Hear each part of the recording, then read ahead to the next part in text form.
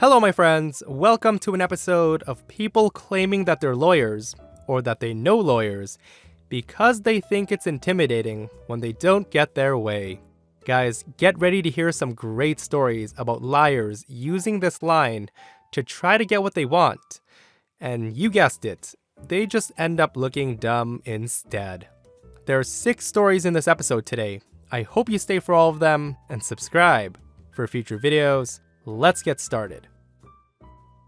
This first story is titled, "Do I Need to Get a Lawyer for This?" I'm a manager in a shoe store and deal with most of the returns and exchanges. Our policy is 45 days with the receipt for a return as long as they can be put back on the sales floor, or even an exchange if they're not be able to put back out. A man comes in carrying a pair of shoes. No box, no receipt, and they look like absolute dog crap.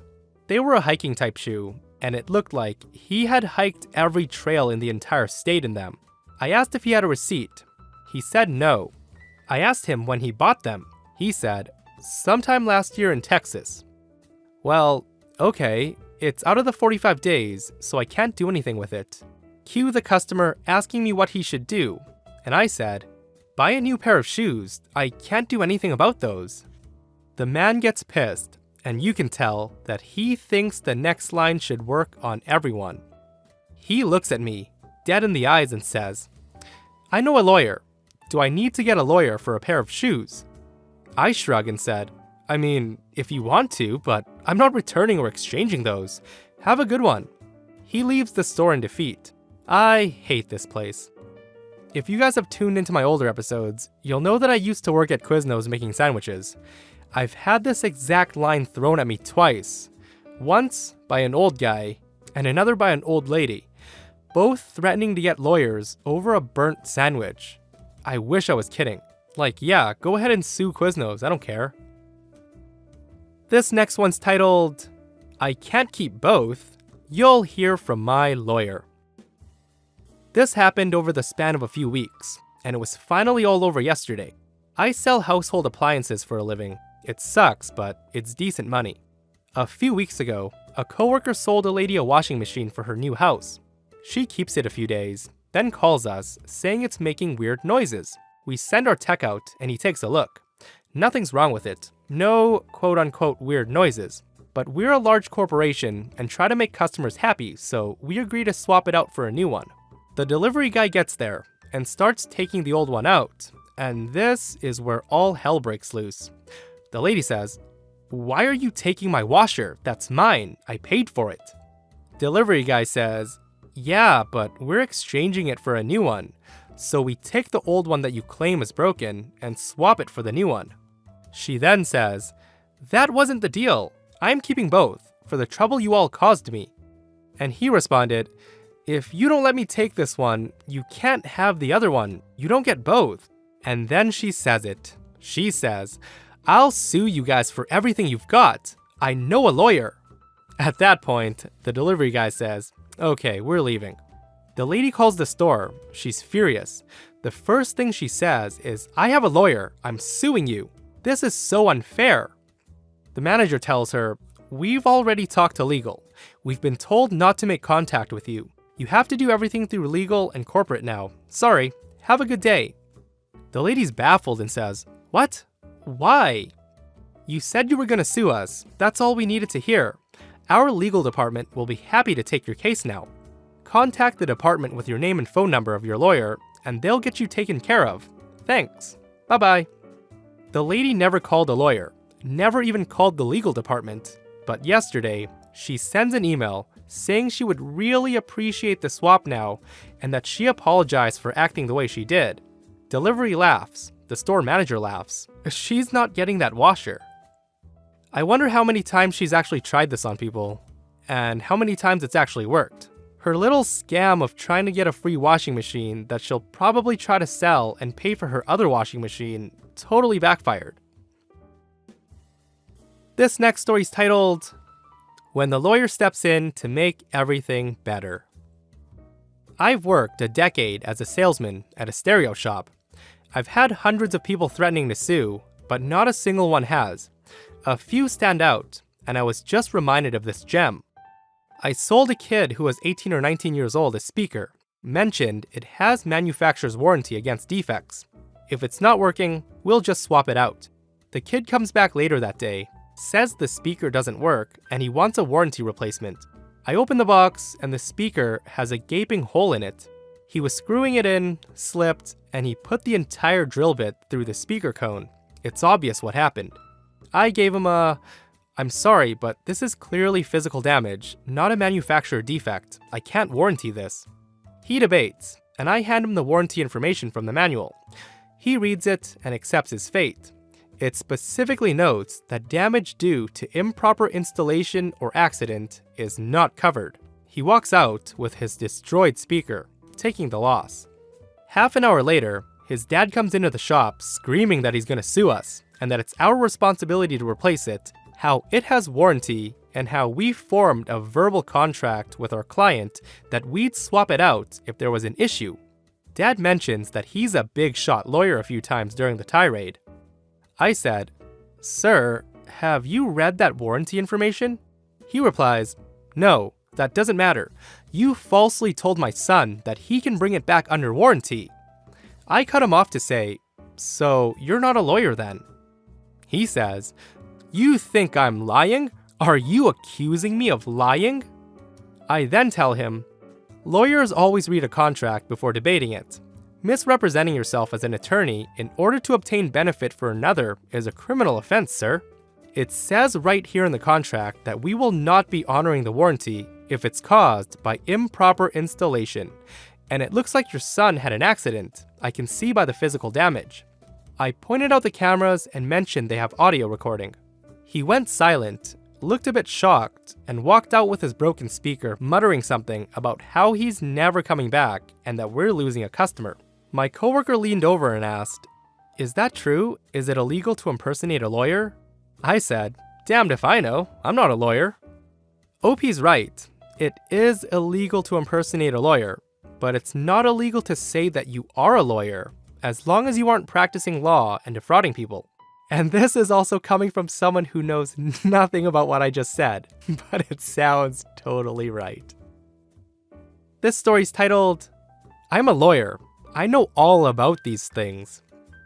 For those who don't know, in the UK as of October 2015, any business with over 250 employees have to charge 5 pence for plastic bags.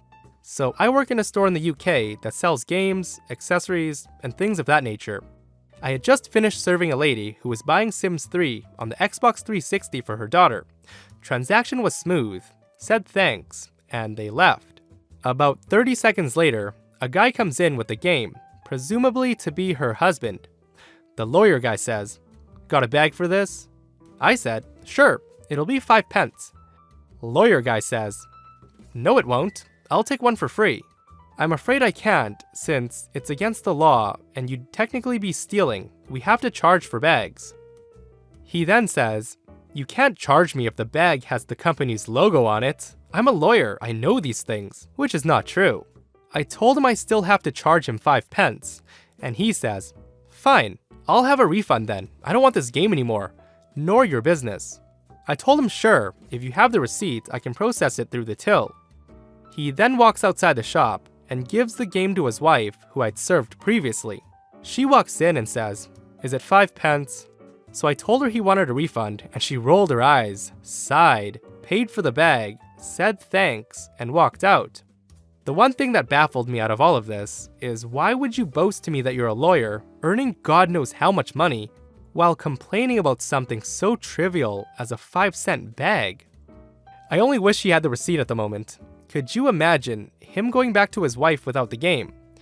"Honey, where's the game?" Here's the thing. I went in there and he wanted 5 cents for a bag. And I said, "No, I'm not paying 5 cents for a bag." So I got mad and returned the game. And that's how divorces happen, my friends. I think. I don't know. But that also sounds a little bit right. This next one's titled, "Refund my worn out underwear or I'll sue you." A few years ago, I was the manager at a store for a company that specialized in as seen on TV products. As you can imagine, it was a pretty fun job. I was allowed and even encouraged to try out all the products so we could promote them better. The downside, however, was some of the interesting customers that wanted refunds for the weirdest things. One rather slow day, I had just finished restocking the shelves when a customer came storming into the store. The look on his face was comparable to Grumpy Cat if it was human. I said, "What can I do for you, sir?" He says, "These are defective. I want a refund." He puts a plastic bag down on the desk and took out a very ratty looking pair of Tommy Cooper boxer briefs. For a bit of context, the company return policy was basically exchange or store credits with a few refund exceptions based on manufacturer guarantees. Any clothing items were strictly final sale due to hygienic reasons. Any undergarments were definitely final sale. The policy is always printed out on the receipt, and we had an official 8x10 copy from the head office with the heading Return Policy set up in plain sight right next to the register. I asked if I could see his receipt. He handed it to me, still scowling. I looked at the purchase date and saw that the purchase had been made over 5 months ago. It was also stamped Final Sale in red ink. I said, "Sorry boss, but it looks like this was purchased 5 months ago. Not only that, the item's final sale, it says right here." I grabbed a highlighter and traced over the bold Final Sale stamp. He says, "No, this is your product, so it's your responsibility." I'm afraid not, boss. Unfortunately, we're not the manufacturer, we're just the retailer. And I'm afraid this isn't a defect, it's wear and tear. He then asked for the manager, and I pointed to the name tag on my lanyard and said, "I am the manager, sir, and I'm sorry, but that's our company policy." He then says it. He says, "I could sue you for this. I know a lawyer. If there was such a policy, it legally has to be in writing for customers to see." I'm losing my patience at this point. "It is, sir, right here." And I highlighted it on his receipt. "And here." And I pointed to the aforementioned sign in front of him. I watched his face get red as he looked from his receipt to the sign and back. And then he says, "You'll be hearing from my lawyer." He grabbed up his item and receipt, turned on his heel, and stormed out. And I said, "Okay, take care now, have a great day." I watched his head sink into his shoulders as he stomped out the door. Okay, first of all, that's kinda gross. Bringing your 5-month-old used pair of underwear to exchange for a new pair. Oh my goodness. This last story is titled, "I'm a lawyer and you're committing fraud. How I met the customer that I'll someday invite to my wedding." I was working the register one day when a customer comes up. He's one angry customer, one that I won't be meeting again. Or so I thought. He's pretty much huffing and puffing before I can even say hi, and something tells me that I'll know why in about 2 seconds. Our store is very focused on customer satisfaction, and will do just about anything to get them happy. So I put on a smile and greet him. "Hi, did you get an order number from one of my colleagues?" And he replies, "This is outrageous. I shouldn't have to bring a piece of paper for the item that I'm buying. This is unacceptable." I said, "I'm sorry, what happened?" His raised voice now is gathering some interest from other customers, and he said, "I visited your website and the price there is $10 less than here in the store." I told him that I'm very sorry, that we probably haven't changed the price tag yet, but the price of your order is the same as online. He says, "That doesn't matter, it's fraud." I told him, "But the price for the product that you're buying is the same as the online price. If it hadn't been, we'd be more than happy to match that price. I'm sorry for any inconvenience, but this is the same price that you saw online." He says, "That's not the point. It was more expensive. You should tell your manager you're committing fraud." I said, "Sir, I am the manager, and we always price match anything you find online, including prices from competitors, but sometimes we have special deals online. If you as a customer find the same product anywhere else and tell us, we're more than happy to give you that price as a thank you for giving us your business. If we did promise to have the exact same price in our stores as we do online, but we don't, that would be breaking marketing laws, but it wouldn't be considered fraudulent." He says, Not fraudulent? Are you serious? I'm a lawyer. I've driven here all the way from my house in insert rich part of town. And don't you think I know what fraud is? You have no right to tell me I'm wrong, and I'll go to the papers with your fraud. After this, I just gave up. He was on his way out the door, still screaming about our fraud, and I took a deep breath and I turned to my next customer. Fast forward 2 months. I'm long overdue to meet my significant other's family, and as recently we've moved in together, it's about time. I'm nervous as hell cause I'll meet them all at once, and I don't know anyone there. But it turns out, I've met my significant other's grandfather before. Ouch. Maybe he won't recognize you, OP, and you can ask him what he used to do for a living, and you can catch him in his fraudulent act of pretending to be a lawyer, since he knows all about fraud, right? But that's it for today's episode of people claiming that they know lawyers when they don't. I hope you guys found these stories as entertaining as I did. If you haven't caught my last episode of people saying that they know the owner when they don't, the videos are right here, and they're highly entertaining as well. Also, make sure you're subscribed so you don't miss any future videos, and I'll see you guys in the next one.